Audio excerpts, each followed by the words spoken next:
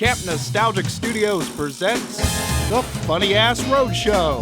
This episode, we're in our capital of Springfield, Illinois, for the Sober Comedy Showcase at the Wakery. Performing tonight, comedian Lance Cain. It's The Funny Ass Roadshow. This next comic lives right here in Springfield. He just started musical comedy because he is going through a midlife crisis, so he does need your laughter. Let's make some noise for Lance. Hey!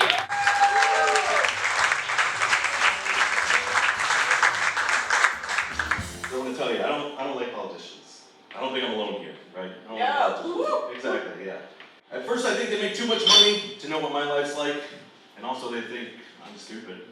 I don't think Joe Biden or Donald Trump have ever had to hide their Jeep Cherokee in another state so Rebo doesn't get it. You know what I mean? Yeah. Also, they think I'm stupid. At what point do they start color coordinating their ties so I know what team they play with, right?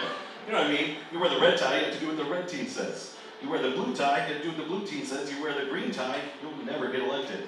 A lot of people didn't like our last president. I can't say I blame you. Look, whether you like Donald Trump or not, I think we can all agree on one thing. He's kind of a weird dude, right? He's a weird guy. And that's on us as Americans. We elected a billionaire to be the president. If you're a billionaire, that means becoming the president, just another thing on your to-do list, right? For him, it wouldn't even be the top thing. Like, it'd be like right above buy more gold toilets, right? And right below walk in on my daughter changing. You guys saw that interview, right? Somebody dated his own daughter. That's weird. I say he's a weird guy. That's weird, right? Also, I think if you ask him what his favorite movie is, he'd say American History X, but he's only seen the first half. I don't want you guys to think I'm here on behalf of the Democratic Party or something. I'm not. I don't pick teams. I think it's made up like sports teams, right? I don't care if you're a Democrat or Republican or the Utah Jazz. I don't give a shit. Right? Like, I don't think our president now is doing much better. Look at the guy. He can't talk. He keeps falling down and breaking things all the time. You guys remember when he fell down on the news and to let everybody know he was okay, he started hopping down on one foot? Like an 8th grader just fell down in front of their crush. You know what I mean? It's like, hey, do we need to get a doctor to clear the president? It's like, oh, don't worry about it. He's already out back doing the electric slide. 2 hops this time. Slide to the left. Then you fell off your bike. That's another thing he did. Joe Biden doesn't need the Secret Service. He needs Life Alert. Hell, by falling, I can't beat the Supreme Court. But things are going pretty good for me, you know. I have my first office job ever, which is cool because my old jobs were different. They were more dangerous. Like before that, I was a firefighter. Before that, I was a Marine. Both really good jobs to have if you want to see a lot of dead people. All right, that's my time, you guys. No, I'm just kidding. Working an office job isn't that much different, except all the people are just dead on the inside. Unless your office happens to be like a morgue, right? Or a classroom. I know. We have a terrible gun problem in this country, right? You can only be on one of 2 sides of it, too. Either you hate guns and you want nothing to do with them, or you love guns like they're a member of your family, right? I'm gonna be honest with you, I don't hate guns. I don't love guns either. I just wish I didn't have to care. You know, I feel like getting a gun should be more like getting a driver's license. Thank you. Someone who cannot benefit from the sales should have to see your face so they can be like, not him. No, don't give a gun to Kyle Rittenhouse. In fact, don't give a gun to anyone named Kyle. Ever. I joined the Marines because I wanted them to pay for college. All right? I joined the fire department because I like the calendar. No, they're different jobs, man. Like, working an office job coming from things like the Marines, they motivate you different, right? In an office job, you might see like a poster, right? It's got a cat hanging from a tree. It's like, hey, in there, Monday's almost here, or whatever, right? And the Marines, they quoted people like the General James the Mad Dog Mattis, right? You guys know who that is, former Secretary of Defense. He had a quote that said, be polite, be professional, and have a plan to kill everyone you meet. It's a little different than the cat, right? Yeah. My only problem, that makes sense, like when you're a young Marine training for combat, to think like that, right? My only problem with this is that at no point did they tell me in getting out that I didn't need to take that home with me. You know what I mean? And I knew a lot of dumbass Marines, I'm gonna be honest with you.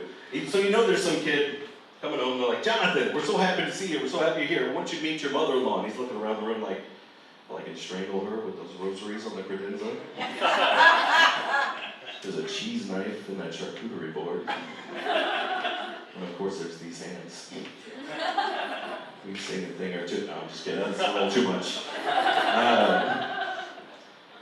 Cut to a year later. Jonathan, we want you to meet your brand new baby son. This is going to be easy. I don't even have to wait to send him to school. Oh, no. All right.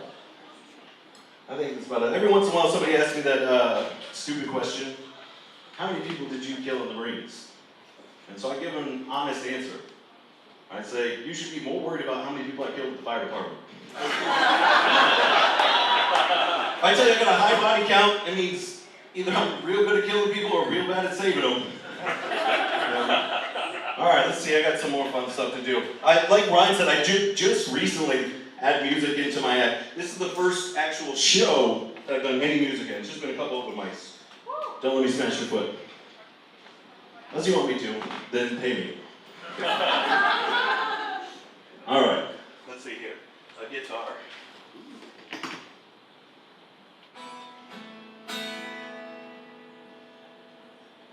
This first song, all right, this is a song I wrote about, I was living in New Jersey, I was a teenager, I was working in a sandwich shop. I uneventfully made a sandwich for Tony Soprano. I wrote a song about it. Here we go. You guys ready?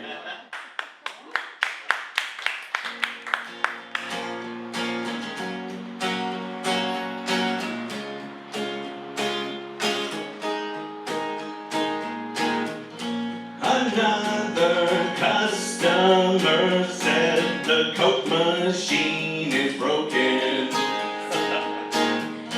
Another $8.50, my hourly compensation. Who's that man? What's he need? Ordering specially extra cheese. I hope that bread is gluten-free.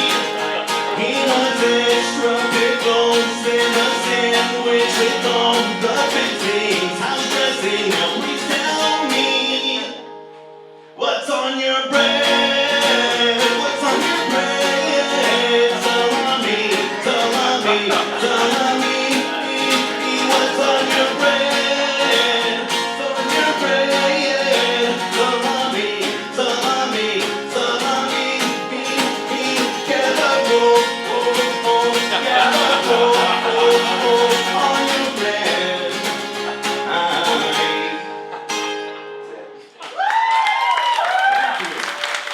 Thank you. Uneventfully making a sandwich for James Gandolfini, also known as Tony Soprano. Thank you guys so much. All right. That last one was a little dirtier than I even thought about. So, I mean, like I was here a little bit. I thought you guys trusted me by this point, but I still feel like I kind of blindsided you with that one. All right. Guys, you can see I like doing comedy. I like playing music. I just started putting them together. But when I was growing up, all I really wanted to be was a superhero. When I got older, I realized that was impossible because only one of my parents was dead. I don't know if you watch a lot of movies, it takes at least 2 dead parents to make a good superhero. Right? 3 if you're Spider-Man. Uncle Ben! The rice guy. Now that I'm older, I realize that most superheroes are just selfish assholes, right? Like, none of them did anything good before something bad happened to them. Like, they killed Batman's parents, he wanted revenge. They killed Spider-Man's uncle, he wanted revenge. They killed John Wick's dog.